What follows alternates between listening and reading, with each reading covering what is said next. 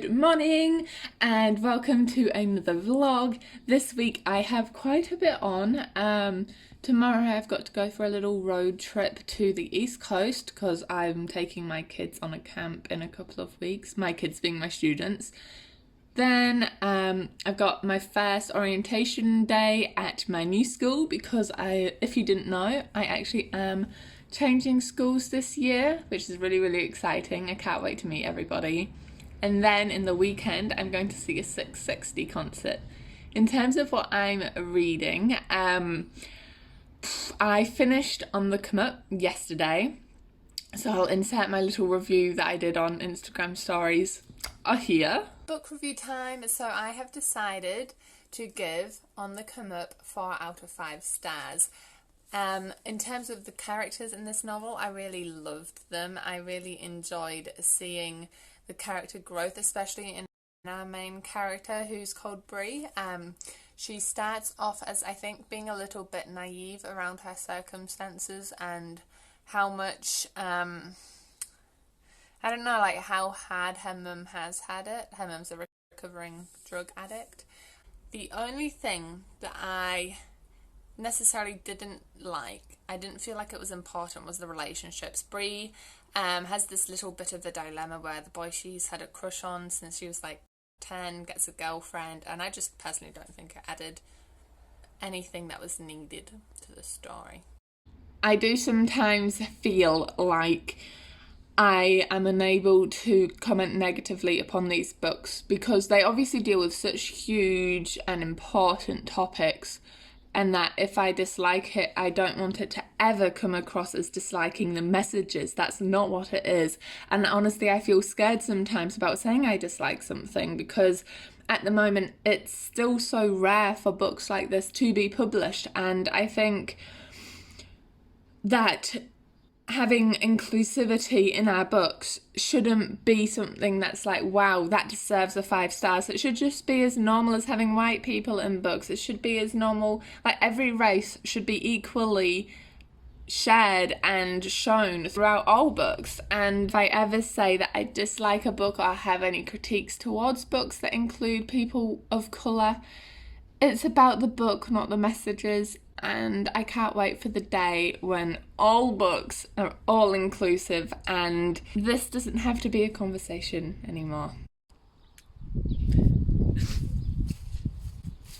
They're not looking good.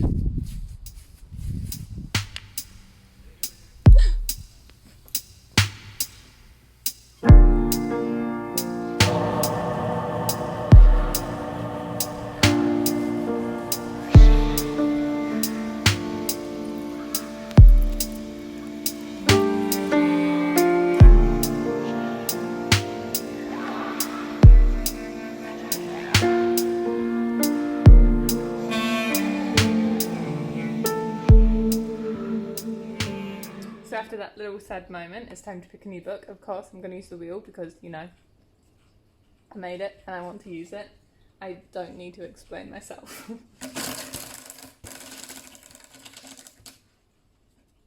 Green. I don't really have any green books except for the little bit of green on The Unhoneymooners and a little bit of green on Little Fires Everywhere. I think I'm going to just read this one because this is the one that's due back at the library this quickest. So this is an adult fiction book that follows our main 2 characters, Maya, Warren. How do you guys say the name MIA? Mia. What about you, Reese? What was it? MIA. Mia. Reese? Maya. Oh, you guys are no help. Maya, who's an enigmatic artist, and her daughter Pearl, and they have moved into this suburb in Cleveland where everything seems to be pretty ruled and regimented, especially by this head honcho figure woman from the sounds of things called Eleanor Richardson. And essentially Eleanor tries to adopt a Chinese American baby and a custody battle erupts, and it puts Maya and Eleanor on opposing sides of this war. I don't have a better word for it. And let's just get straight into it, shall we? Literally right here, 1 chapter review.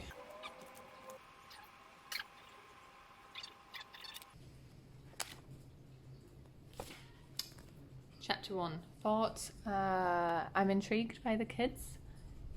I'm not fully interested at the moment because I don't think it's going to be set up as like a mystery kind of book, but we'll see. We'll see. Hi, I don't know whether I should call this Tuesday or still Monday, but I'm up past midnight because my brain is just not shutting off. I'm starting my new job in 5 weeks. I'm just really excited. But in my sleep-deprived delirium, I realised you guys haven't met Gerald, and he is the source of the waterfall peeing sound in the back of my vlogs. So here he is, Ooh, lives in a pineapple under the sea. Gerald does. One of the characters, like Mr. Richardson, just pulled out an old school telephone, like a cell phone where you pull the antenna. This book was published in 2017, so I'm really confused, like when the book itself is meant to be set. Also, I've like only just realised that the first chapter that I read earlier is like a prologue almost. I don't know if that's what you would call it. Like that's how the story ends from the sounds of things. I really need to go to sleep.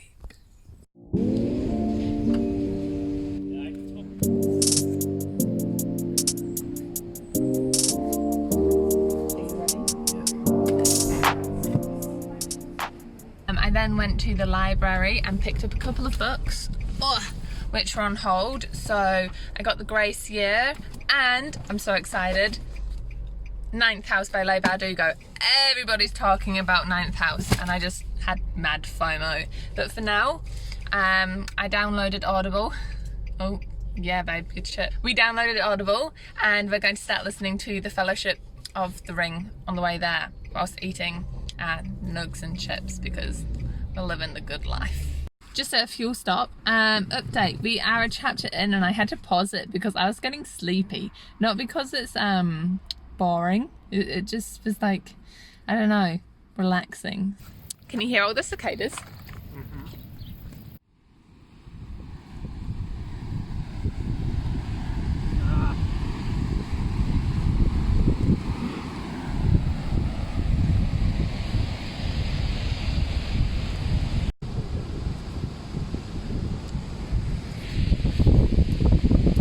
I almost lost everything.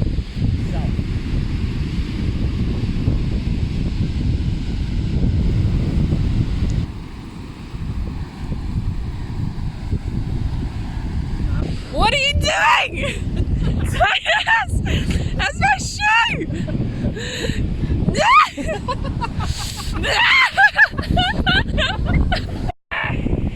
Where is it? Dude. Thank you.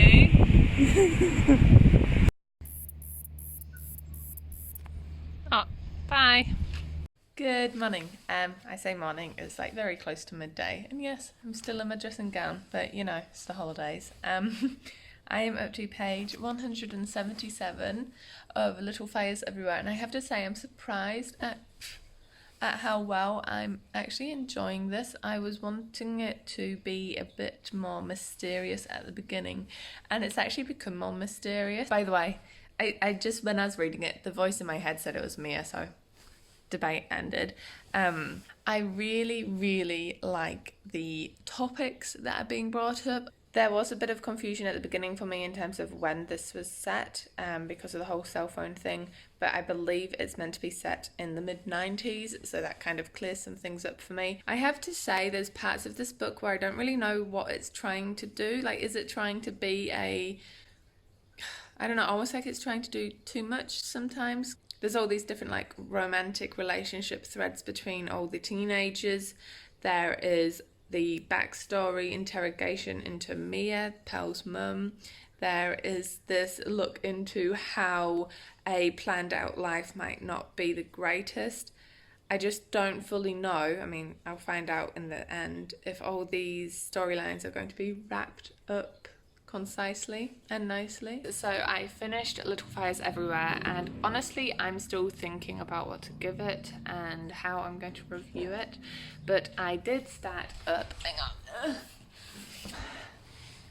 a reading journal, and I'm thinking I might share my reading journal with you as well as my review in a separate video. So if that's out by now, I'll link it somewhere. In the meantime, let's get on to the next book, shall we? I spent some time fixing my wheel so that it was a bit more even. So let's see.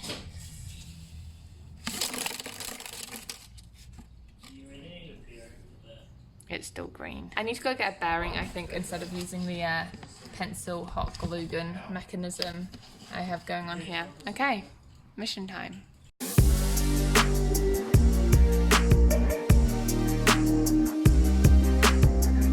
Mission was a fail. I repeat, mission was a fail. The bearings were way too big to work, so I'm just gonna spin and again and hope it's not green.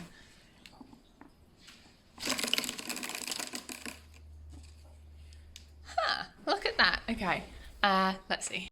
So this is book 2 in the Folk of the Air series. I think a lot of people know it as the Cruel Prince trilogy because that's what the first book was called. Not gonna lie, I didn't really like the Cruel Prince, but I've heard that as the series goes on, it gets better. So I'm hoping that's the case with this one. So when you attempt to kill someone, right, and you escape down a secret passageway, right, you would think you would leave the premises. Apparently not. Well, how does that make sense? Why would someone be that dumb and not just leave? Good morning, everyone, and welcome to another day. And my friend is coming over, so I decided, why not make cookies? So welcome to Baking with Beth. Yeah! I'm pretty sure I stole that tune from somewhere. But whilst I do these, I wanted to talk to you guys about The Wicked King by Holly Black reading update, and I got through 178 pages last night. Let me just leave that there for inspo. Sorry guys, just to change of ankle so I don't have to like be dipping down to see you. Right, first step, oven at 180 degrees Celsius at thin bake. Now, you'll then want to add 200 grams of melted butter, 1 cup of white sugar and 1 cup of, I use dark cane sugar because I prefer the toffee taste, but recipe just says brown sugar. So The Wicked King, I went back and had a look at what my problems were with the Cruel Prince. I think my main problem with that was that I didn't think it was anything special, nothing new. Then you add 2 eggs and a teaspoon of vanilla essence. And I have to say, I have to give kudos to Holly Black. Her writing style is very easy to read. I don't think that's synonymous with necessarily good writing. I do, however, feel like I'm not invested in the characters. So this is looking like that. From here, I need to add 3 cups of plain flour, I'm doing this from memory, let me just check I've got this right. 3 cups of plain flour and 1 teaspoon of baking powder. The nice thing I like about these cookies is you can stir the batter with a fork, you don't have to get your hands in there. And once you've done that, you can add 1.5 cups of whatever topping you like. I just go for a classic bag of M&Ms. This is the 180 gram pack, so I literally just open it. And that's enough. And then I pop that uncovered in the fridge for all of 5 minutes, and it just helps it be more workable when it comes to boiling them up. I have a bit of an issue with Carden and Jude's relationship. So just to outline it if you're unfamiliar, Jude is the mortal in the book. Carden is an elf. I think he's an elf. He's a fae. And they have this attraction to each other, but they also hate each other. So they've got this kind of hate to love trope going on, which I love a good hate to love trope, but I feel like this just isn't done in a believable way. I don't know, it just seems too convenient, I guess. Seems like a convenient relationship. Okay, so the batter's been in the fridge for about 7 minutes now, and all you do is scoop up your little bowl full. And the trick I found is when you put it on, you squash it down a little bit and just shape it, because they don't go out too much themselves. And I put on 6 a tray. and then that goes in the oven for 12 minutes, and then I put the dough back in the fridge. And here's the finished product. Dun, dun, dun.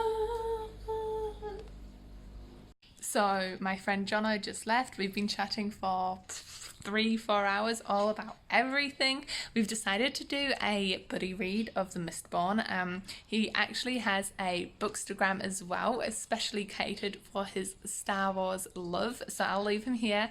Go give him a follow. He's an awesome fella, and he's actually got his own book series that he's written. It's in the works to be published. Look out for it. I'm sure it's gonna be so exciting. I can't wait to read it. Jono, best of luck for everything. I'm going to finish The Wicked King. I'm up to page 229. It's only going to take me about an hour to finish this. I just don't feel invested, guys. I'm sorry to say it.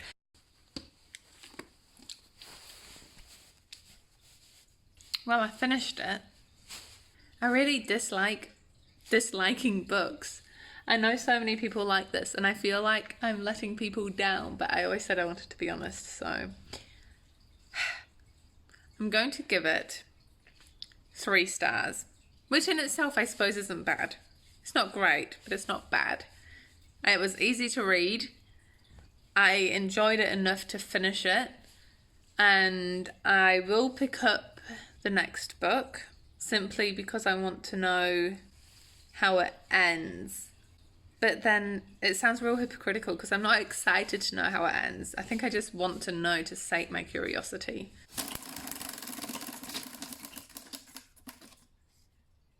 White. I feel like the Gracier has more white in it, so I'm going to go with that. So the Gracier is a fantasy story which follows our main character called Tierney, and what happens in this world is whenever a female turns 16, she is to go into a forest and get rid of her dangerous magic so that she becomes marriageable. Don't know if that's a word. So that she conforms to that ideal vision of a woman who is able to marry. So it sounds very like conformist, and it's a commentary on that. And the Gracier itself, no one actually really knows what happens during the Gracier, as it's a forbidden, taboo subject, and no one's able to talk about it. So this book follows Tierney, I imagine, through her Gracier.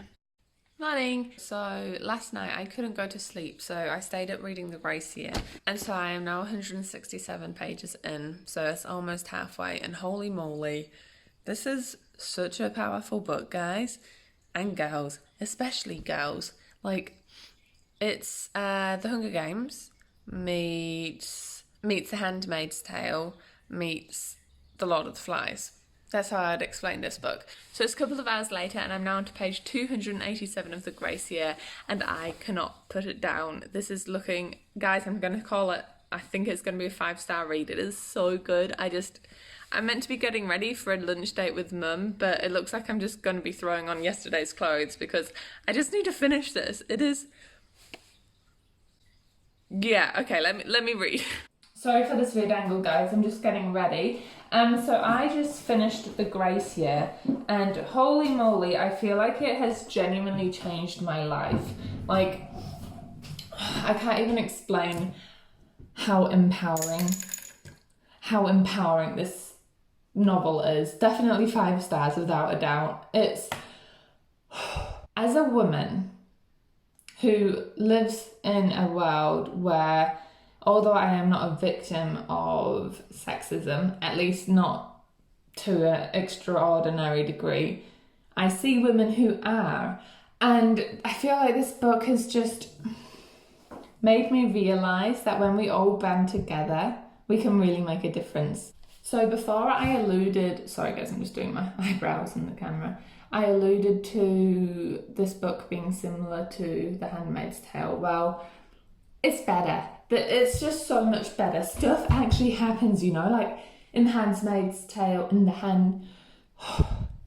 The Handmaid's Tale, things just are suggested at. But oh my gosh, stuff actually happens. Honestly, it was all wrapped up amazingly. I was a bit arrogant at the beginning, thinking that some of it was going to be predictable, but there were plot twists, and although I saw a couple of things coming, they were done in a way that surprised me. I mean, it's a feminist story, you can't deny that. It's an extremely feminist story, and I think every girl should read it. There are just a trigger warnings for rape and essentially just humongous female oppression by the male gaze. But there's hope. That's what there is. There is hope riddled throughout every page, and I just kind of feel like we needed this book 10 years ago. Nah, good enough. So this is the look and an outfit of the day because I feel empowered. So I've got this little top from Glassons and this polka dot skirt that I got from Recycle Boutique secondhand. This is my mum's hand-me-down handbag, and I'm gonna pair them with my big chunky feelers. So, whoop. At first I was really scared to pair the patterns like this, but I'm kind of digging it. Because I have like nothing else to do, I'm just gonna read another book. So, spinny. Black. So here's my library shelf. I can do that one. Ninth House, Jono's Lost Stars. Hey Reese, 1, 2 or 3? 3.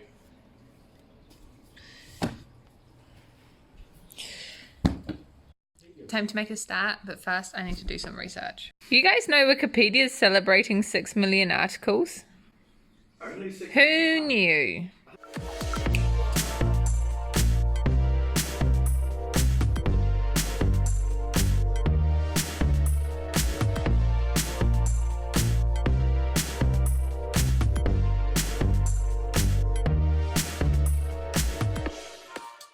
Hey guys, 100-page check-in for Cassandra Clare. I'm enjoying it, and I feel like I remember enough from like the other books thanks to my research. However, I swear I've read this. It seems so familiar, but then when I went on Wiki just to see like, oh, have I read this, and read some of the plot summary, so much of it seemed unfamiliar. So I reckon I have read it, but I just can't remember reading it and didn't log it on Goodreads. And I forgot how easy it was to fall into Cassandra Clare's like world. So I'm just going to keep reading before we head off to the concert. Concert time, concert outfit, dance shoes, a safe fanny pack. Let's rave.